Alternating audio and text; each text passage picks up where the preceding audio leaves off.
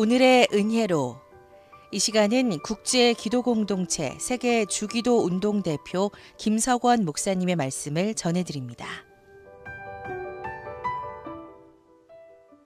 주기도문 성령은 대개 나라와 권세와 영광이 아버지께 영원히 싸움나이다. 아멘. 그렇게 말씀하고 있습니다.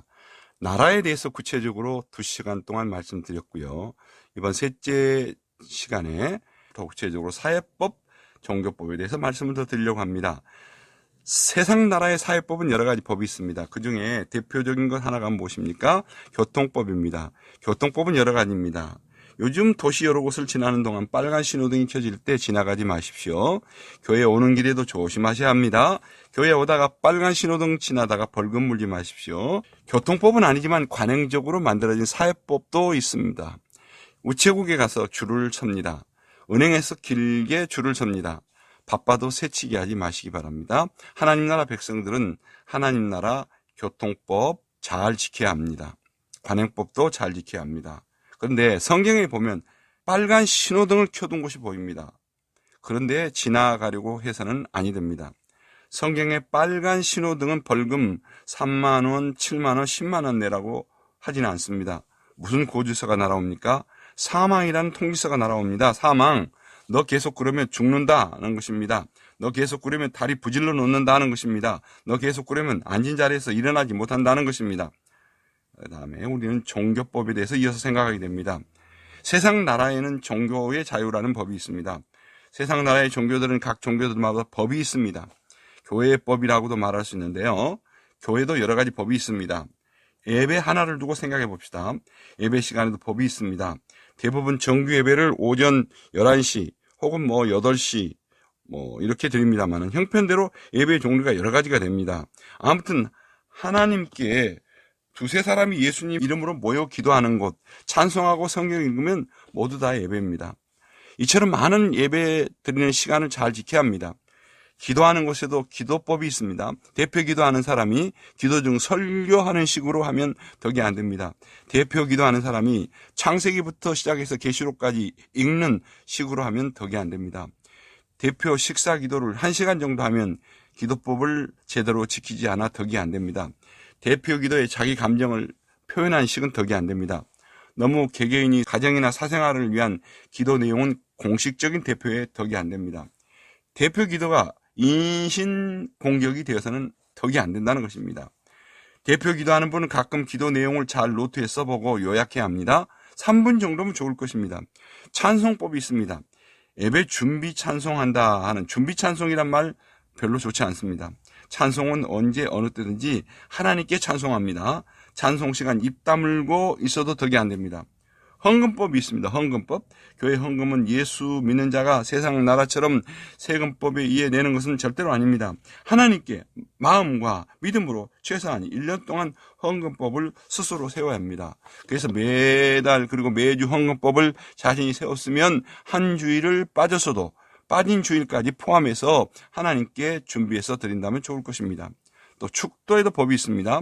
축도는 전체 예배를 통해 하나님 나라 백성으로서 주기도문 송령에서 나라라는 말씀을 다시 한번 확신시키는 시간입니다. 그럼에도 불구하고 어떤 사람은 축도 끝나기 전에 목사님 손도 내려오기도 전에 사라지는 사람도 있습니다. 더욱이 예배 시간 동안 불필요하게 자리를 떠나 돌아다니는 것도 좋은 본이 안 됩니다. 비상 상황이나 예배 드리는 동안 예배를 효과적으로 드리기 위해 봉사하는 삶이 아니면 한 자리에서 끝까지 앉아 예배 드려야 합니다. 지금까지 하나님 나라 백성들로서 예수님을 똑바로 믿고 확실하게 살아가기 위한 여러 가지 말씀들을 드렸습니다. 이제 우리는 하나님 나라 백성들의 삶 중에 중요한 것은 또 하나 있습니다. 하나님 나라 생활을 생활화해야 합니다. 저는 주기도문 기도 운동에서 하하하 하나님 땡큐를 소개했습니다. 하하하 하나님 땡큐 운동을 생활해야 한다는 것입니다. 하나님의 말씀 데살로니가전서 5장 16절 18절에 항상 기뻐하라 쉬지 말고 기도하라 범사에 감사하라 이는 그리스도 예수 안에서 너희를 향하신 하나님의 뜻이니라 라는 말씀처럼 기쁨, 기도, 감사 세 가지 원칙은 신약 3분의 1을 기록한 사도 바울이 그의 전생의 전도 행전에서 하나님 나라를 위해 살 수 있었던 비결이었습니다. 하나님 나라 생활을 생활화할 수 있는 비결이라는 말씀입니다. 그래서 송령에서 하하하 하나님 땡큐의 삶을 고백함으로 기적을 일으켜야 합니다. 항상 기뻐하라 했습니다. 성령의 나라에 대입한다면 기쁨은 하나님 나라 소유의 기쁨입니다. 하나님 나라를 소유한 백성으로서의 기쁨을 생활해야 합니다. 항상 기도해야 합니다. 기도는 하나님의 나라가 확장되도록 하는 기도입니다. 하나님 나라가 확장되도록 모범적 기도를 생활화해야 합니다. 범사에 감사해야 합니다. 감사는 하나님의 나라가 내 안에 있는 삶을 감사를 생활화해야 된다는 말씀입니다. 이제 저는 마지막으로 링컨 대통령의 이야기를 하나 드리고 말씀을 맺으려고 합니다. 링컨의 유족들이 간직하고 있다가 1959년 박물관에 기증한 시계가 하나 있습니다. 박물관은 2009년 3월 10일 150년 동안 말로만 전해오던 것을 사실로 증명했습니다. 링컨 유품전에 시계를 전시했습니다. 미국 워싱턴의 국립 미국 역사박물관은 제16대 미국 대통령 에브라함 링컨의 회중 시계를 공개했습니다. 그런데 놀라운 일은 이 시계 속에는 조 너선 딜런이라는 시계공의 글이 새겨져 있는데요. 그 내용은 이러했습니다. 1861년 4월 13일 반란군 남군이 이날 샘터 요새를 공격했다. 우리에게 하나님 나라 정보가 있음을 하나님께 감사드린다. 는 비밀 메시지가 새겨져 있었다는 것입니다.